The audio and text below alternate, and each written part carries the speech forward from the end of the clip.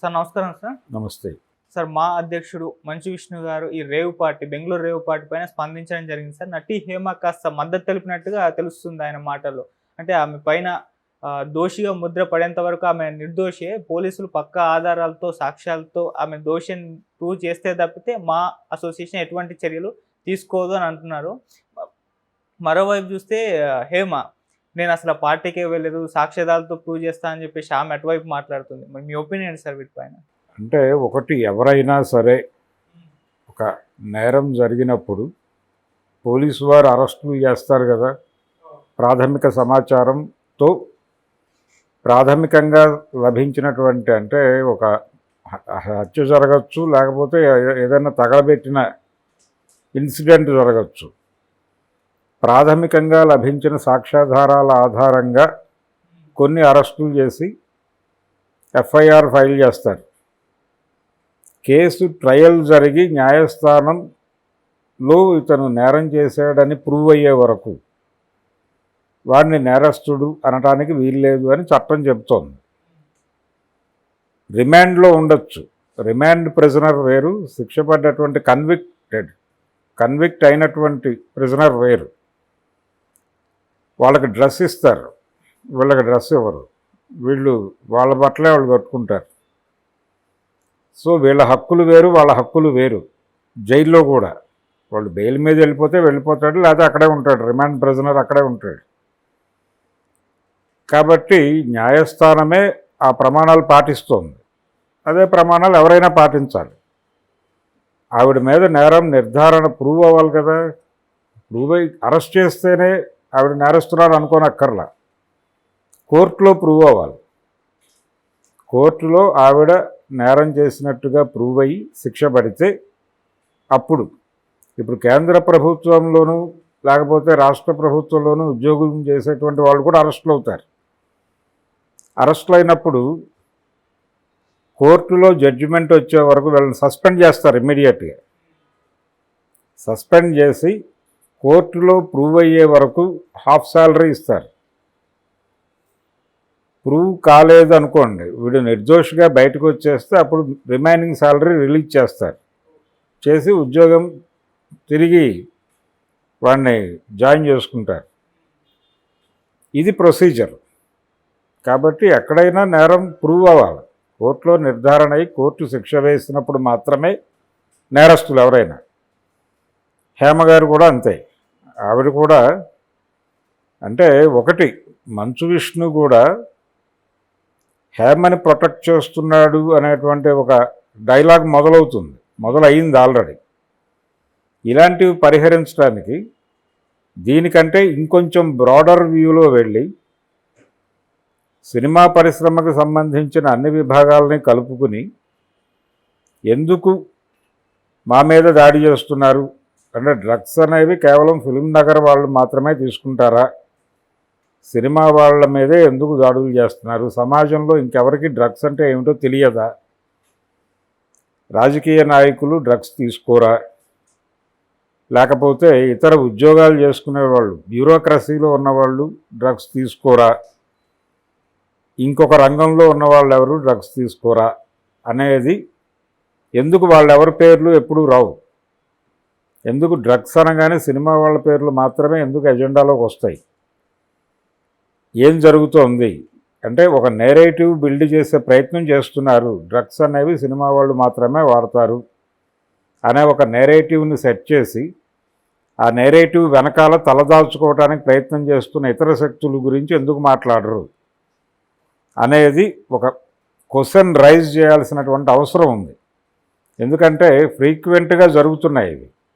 ఈ రోజున రేవ్ పార్టీలో డ్రగ్స్ ఉన్నాయి కాబట్టి, ఇన్ఫర్మేషన్ ఉంది కాబట్టి మేము వెళ్ళి దాడి చేసామని చెప్తున్నారు.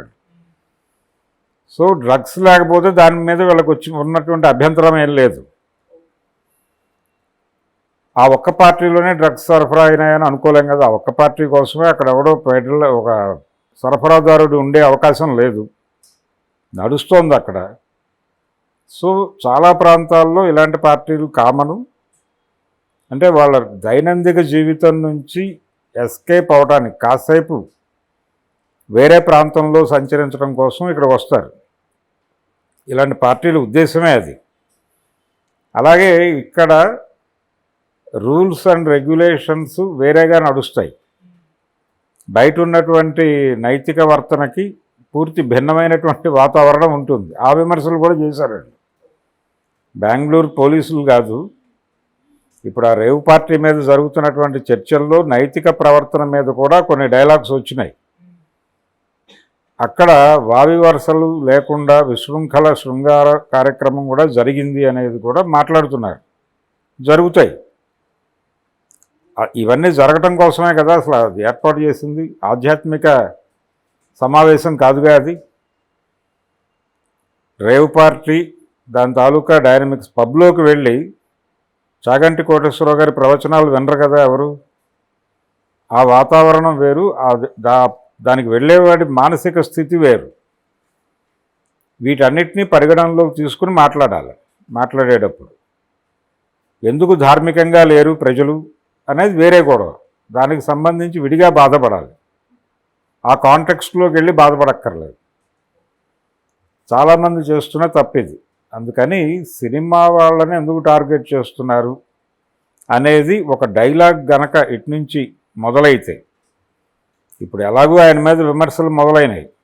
మంచు విష్ణు మీద హేమని వెనకేసుకొస్తున్నారు అని మాట్లాడటం మొదలైంది కదా. సో దీనికి సమాధానం చెప్పడం అనే కార్యక్రమాన్ని పక్కన పెట్టి ఇప్పుడు నిర్మాత మీద కూడా దాడి జరిగిందిగా లాస్ట్ ఇయర్. చౌదరి మీద డ్రగ్ బిజినెస్ చేస్తున్నాడని అతని కాల్ డేటాలో ఉన్న వాళ్ళందరినీ వీధిని పడేశారు కదా, ఎవరి అనుమతి లేకుండానే. కాబట్టి వీటన్నిటినీ రైజ్ చేసి మీరు సినిమా వాళ్ళని ఎందుకు టార్గెట్ చేస్తున్నారో మాకు తెలియాలి అని ఒక ప్రశ్నని సంధించవలసినటువంటి అవసరం ఉంది. అలాగే డ్రగ్ బిజినెస్ ఎవరు చేస్తారు? నైజీరియన్స్ మాత్రమే చేస్తారు. నైజీరియన్స్ కొంతమంది, అంటే మనకు ఒక సాంప్రదాయం ఉంది మొదటి నుంచి. చాలా జైళ్లలో ఒప్పందం కేసులు అని ఉంటారు. వాడు నేరం చేయడు, ఎవడో నేరం చేస్తాడు. ఆ నేరాన్ని అంగీకరించడం కోసం కొంతమంది ఉంటారు. వాడు అంగీకరించేస్తాడు కోర్టుకి వెళ్ళి. దాని నిమిత్తం వాడికి ఏదో పేమెంట్ ఉంటుంది. ఇది చాలామందికి తెలియదు. అంటే దొంగ సాక్ష్యాలు చెప్పే వాళ్ళ వరకు తెలుసు జనాలకి. కొన్ని క్రైమ్స్ ఎవడో చేసిన క్రైమ్ని తల మీద వేసుకుని జైలుకు వెళ్ళి డబ్బులు తీసుకునే బ్యాచ్ కూడా ఉంది ఈ దేశంలో. దాన్ని ఒప్పందం కేసులు అంటారు జైలు భాషలో. సో ఇలాంటి కల్చర్ ఉంది మనకి. ఇలా ఒప్పందం చేసేస్తున్నారు నైజీరియన్స్ని పట్టుకొని. నైజీరియన్స్ మాత్రమే వాళ్ళు ఎక్కడ చేసేస్తారు డ్రగ్స్. వాళ్ళకి రావడానికి ఏదో మార్గం ఉండాలి కదా. అది చాలా దుర్మార్గమైన మాట. ఆ నేరేటివ్ వెనకాల ఇక్కడ నేటివ్ పీపులే బిజినెస్ చేస్తున్నారు. ఏ ప్రాంతంలో ఆ ప్రాంతపు రాజకీయ నాయకులే డ్రగ్ బిజినెస్లో కూడా వాళ్ళకి డబ్బులు వస్తున్నాయి.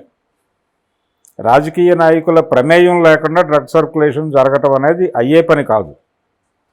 రాజకీయ నాయకులు, దాంతోపాటు బ్యూరోక్రసీ, డిపార్ట్మెంటు, ఇవన్నీ కలిసే ఈ డ్రగ్ బిజినెస్ వెనకాల నిలబడటం వలన, మద్దతుగా నిలబడటం వలనే ఇది నడుస్తోంది.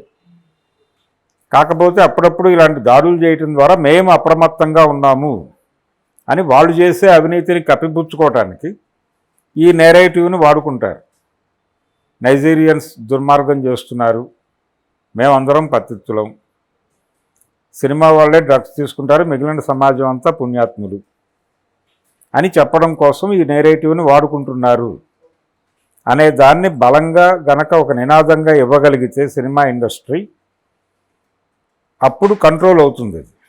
అప్పటి వరకు రోజుకొక సినిమా వాడి మీద ఈ కథ, అంటే వాళ్ళకి ప్రెజర్ వచ్చినప్పుడల్లా, ప్రెజర్లో డ్రగ్స్ తీసుకుంటారు అన్నట్టుగా వాళ్ళకి ప్రెజర్ వచ్చినప్పుడల్లా ఒక సినిమా సెలబ్రిటీ మీద ఒక డ్రగ్ కేసు పెట్టేసి ఒక గందరగోళం చేసి 2-3 రోజులు అటెన్షన్ అటు వెళ్ళిపోతుంది.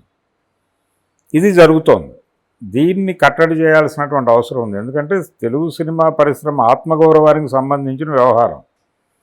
మేము కౌన్సిలింగ్ చేసుకుంటాము, మా చెప్పలేదో మేము పడతాము, మీరు ఎందుకు ఇలా మమ్మల్ని వీధిలోకి లాగి బదనాం చేస్తున్నారు ఇప్పుడు ఆ మధ్య రాడిసన్ పబ్ మీద దాడి జరిగింది. అందులో కేవలం సినిమా వాళ్ళ పేర్లే బయటకు వచ్చినాయి తప్ప మిగిలిన 70 మంది వాళ్ళు ఊరేమిటి, పేరేంటి, ఆడు ఏం చేస్తాడు, ఏ వ్యాపారం చేస్తాడు, ఏ రాజకీయ పార్టీలో ఉన్నాడు, అవి ఏమన్నా బయటకు చెప్పారా, స్క్రాల్ వేసారా టీవీ ఛానల్స్లో? చౌదరి కాల్ డేటాలో ఉన్న వాళ్ళందరి ఫోటోలు ప్లే చేశారుగా.